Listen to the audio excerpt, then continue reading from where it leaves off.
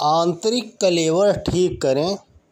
कपड़ों से लिपटा हुआ कलेवर बाहर दिखता है, पर असल में व्यक्ति जो है भीतर रहता है।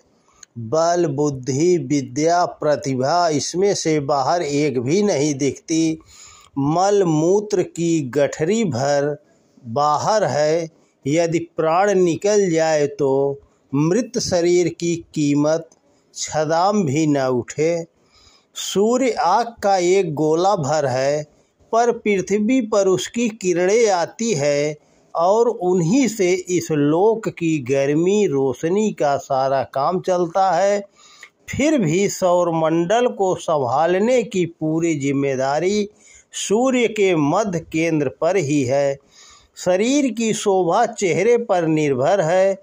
उसकी गतिविधियां हाथ पैरों के सहारे चलती है, किंतु जीवन संचार का रक्त प्रवाह शरीर के मध्य में विराजमान हृदय के ऊपर निर्भर है, जो दृष्टिगोचर नहीं होता।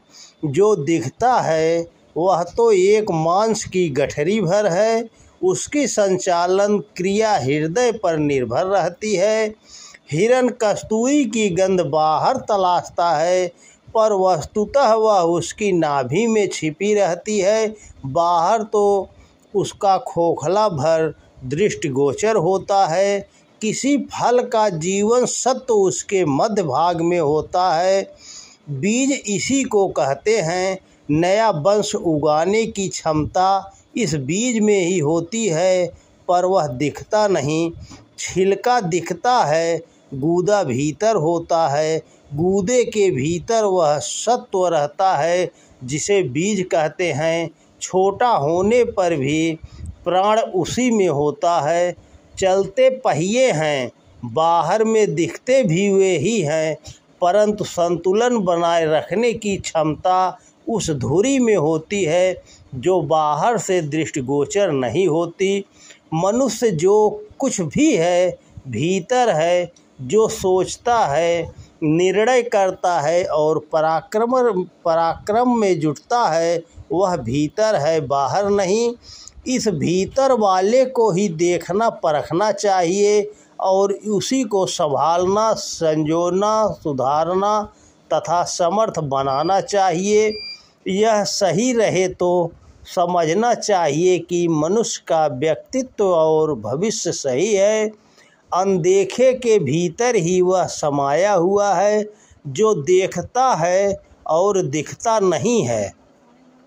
आँखें कितनी बड़ी होती हैं, पलक, भौहें, पुतली मिलाकर काफ़ी कलेवर उसमें भरा होता है, पर असल में दृष्टा वह है जिसे तिल कहते हैं। इसमें अंतर पड़े तो समूची आँखें बड़ी बड़ी होने पर भी देखना संभव न हो सकेगा। व्यक्ति तिल जैसा है, वह भीतर रहता है। उसे संभाल लिया जाए तो बाहर का कलेवर सुंदर हो या कुरूप, छोटा हो या बड़ा, उससे कुछ बनता बिगड़ता नहीं।